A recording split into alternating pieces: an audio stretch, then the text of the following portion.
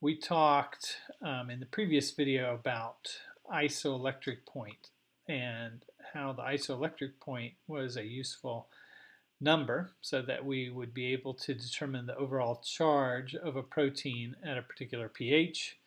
And we promised that we were going to use that knowledge in order to help us think about isolating proteins from each other in a complicated mixture. And so now we're going to talk about protein chromatography. And you should be a little familiar with chromatography. You did some of it in organic chemistry. You did TLC or thin layer chromatography in the lab. And you got a sense of what it is. I mean, really, if you look at the word, you've got a good idea of how it works. Here's an early chromatography experiment where leaves were ground up and put on a piece of paper, and the pigments on those leaves were separated from each other based on how they interacted with this paper. So we've made that's where the chroma comes from. We've got a little map, graphy, of colors here. They're separated from each other. And this is how the chromatography works, right? We're asking that these different components of a mixture have different chemical properties.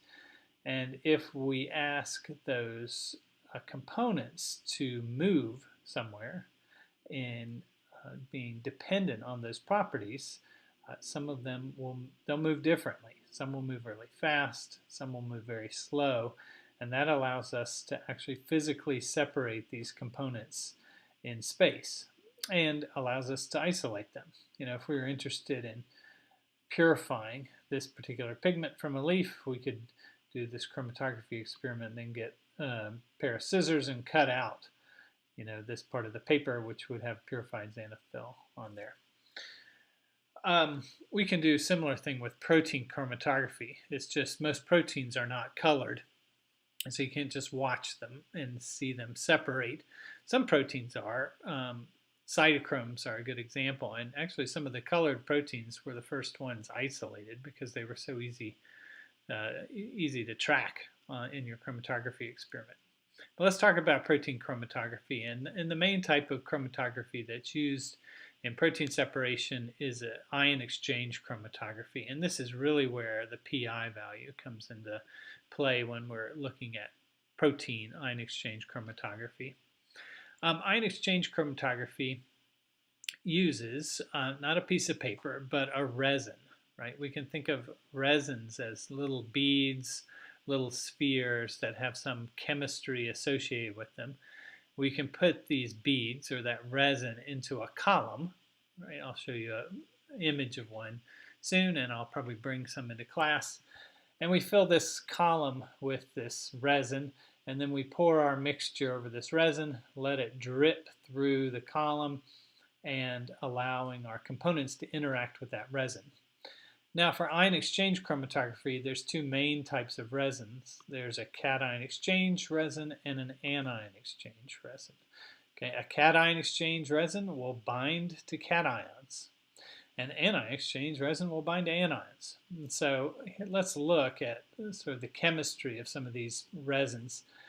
This is one type of solid support for a resin. This is cephorose, and it looks a lot like a sugar, like cellulose, and it's insoluble in water, so it's just a little bead that you can pour aqueous solvents over, and it won't dissolve, and it holds on to some chemistries. Now onto this cephorose backbone, we have an R group, and two of the most popular types of ion exchange resins are DEAE and CM resins. DEAE stands for diethylaminoethyl, and it is got a cation on it. Now you might think that's a cation exchange resin, but it's not. It's an anion exchange resin. Why? Because even though it has a positive charge, what does it bind to? It doesn't bind to positive charges, it binds to negative charges. So DEAE is an anion exchange resin. CM for carboxymethyl is a cation exchange resin.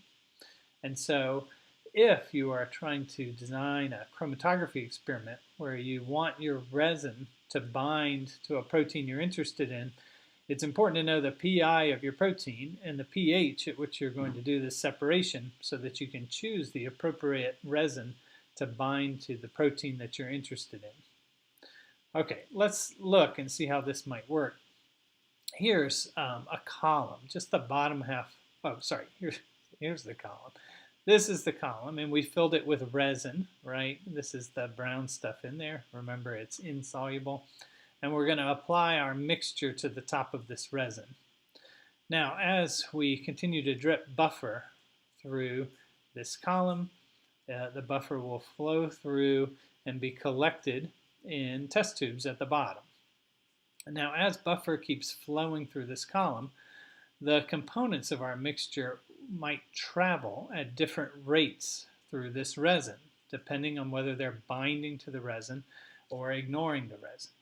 For this example, our red protein here is eluting from the column. That's what it means when it comes off of the column. We call that elution.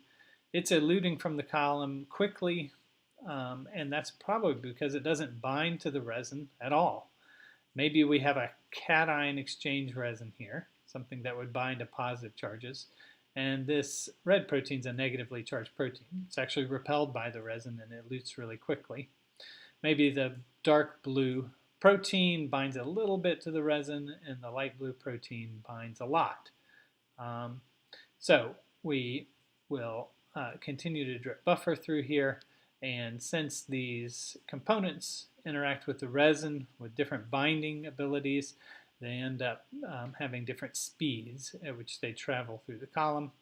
If we kept switching the test tubes underneath the column, catching the elutions, these differences in speeds allow us to separate these components physically from each other into different test tubes, right? Now, that's chromatography, right? Protein chromatography. And again, the reality is we're probably not going to have a mixture that has colored proteins in it so that we can see this happening. We have to have some way to test all of these fractions, that's what we call these individual test tubes, after the separation experiment's over to find where our protein of interest is. Maybe this is our protein of interest, right? The turquoise one. And we know it's an enzyme that can catalyze a reaction. Now, it's not turquoise, so all we're going to end up with is a bunch of test tubes. But we might test each of these test tubes to see if it has enzymatic activity for the reaction that this enzyme catalyzes. And that will allow us to find out which of these fractions has our protein in it and which one doesn't. Now, we said that for this example, let's say we have a cation exchange resin.